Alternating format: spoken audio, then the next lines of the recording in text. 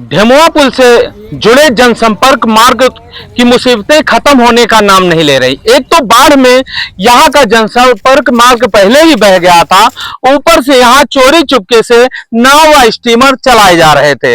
इसी नाव व स्टीमर के सहारे गोंडा जनपद के लोग अयोध्या जनपद और अयोध्या जनपद के लोग गोंडा जनपद आया जाया करते थे। 50 रुपए के किराए में नाव से वो लोग इधर से उधर आते जाते थे।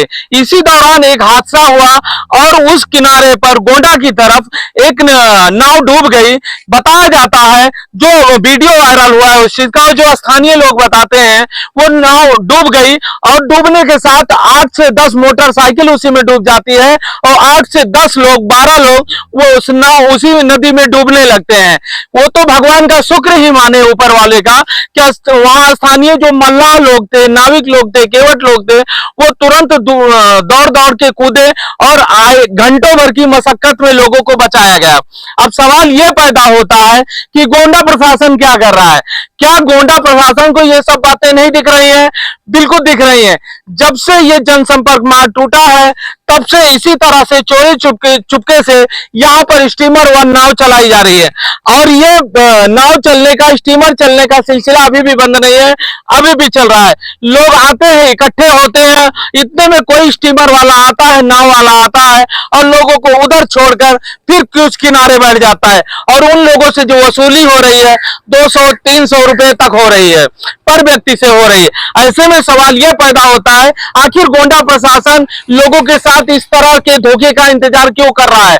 अच्छा हुआ नाव किनारे डूब गई थी, इसलिए लोगों की जान बच गई। अगर वो बीच में धारा में डूबती तो लोगों को बचा पाना कितना कठिन था। आइए जानते हैं यहाँ के स्थानीय लोगों का क्या कहना है, उस दिन क्या घटना घटी थी। 12 दिन पहले एक नाव डूबी थी, जिसमें करीब 8-10 मोटरसाइकिलें डूब गई थी, आदमी भी डूबे थे लेकिन बच गए थे। कहाँ डूबी थी है? यहीं पर पास में। कहाँ? यहीं बीच में, उस तरफ गोंडा की तरफ या फैजाबाद की तरफ? गोंडा में, गोंडा में। कुछ लोग भी डूबने लगे थे? हाँ, डूबे थे लेकिन बच गए थे, वो सब तैरने वाले थे, निकल गए थे। निकल गए थे। अच्छा, क्या नाम है आपका? जी, संजय कुमार। संजय कुमार, सरावा के रहने वाले? जी। भैया क्या नाम है आपका?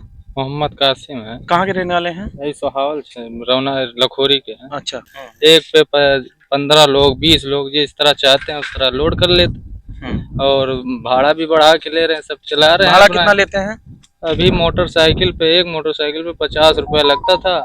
यहाँ पे पानी भरने की वजह से थोड़ा और आगे उतारने पे 100 रुपये लगने लगा है, तो अब 100 रुपये ले रहे हैं। ऐसे ना पलट गई थी, हाँ पलट गई थी, तो उसी की वजह से कुछ लोग भागने लगे, जैसे उतरने लगे तो पलट गए। उसमें 2-3-4 मोटरसाइकिलें पानी में गिर गई थी, तो कुछ लोग भी गिर गए थे, बच गए लेकिन सब निकाल के बाहर। सब कुछ लोग थे तो वहाँ पे दौड़ के निकाले भी। भैया क्या नाम है आपका? अशोक यादव। कहाँ के रहने वाले हैं? साकीपुर। सर, यहाँ बहुत बड़ी समस्या है। नाव चल रही है, 10-12 दिन पहले डूब गई थी। अब यहाँ कोई साधन ही नहीं कि इस पार से उस पार चले जाएं। कम से कम 80 किलोमीटर घूम के अगर साकीपुर आना है तो 80 किलोमीटर घूम के हमें आना पड़ेगा। जो दबंग टाइप के लोग हैं वो लेके आते हैं, चले जाते हैं, आम पब्लिक से कोई मतलब ही नहीं उनको। कैसे डूबी थी नाव यहाँ पे? ओवरलोड के कारण। ओवरलोड के कारण जी।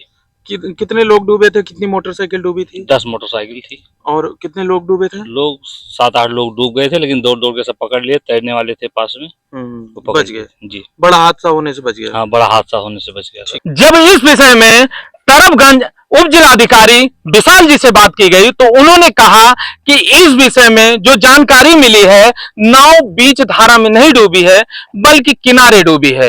लोग नहीं डूबे हैं बल्कि कुछ मोटरसाइकिलें वहां पर डूबी हैं।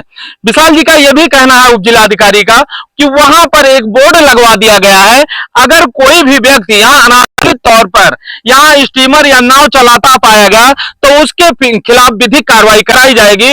और इसके दिशा निर्देश नवाबगंज पुलिस को, नवाबगंज थाने को दिए गए हैं। अगर कोई भी व्यक्ति यहाँ चलाता पाएगा तो उसके खिलाफ कानूनी कार्रवाई की जाएगी। नहीं ऐसा कुछ नहीं है। जो वायरल हुआ वो वीडियो में स्टीमर है, वो स्टीमर में शायद जो किनारे पे खड़ा था उसमें कोई बाइक चला रहा था, बाइक गिरी थी, नाव को नहीं डूबी।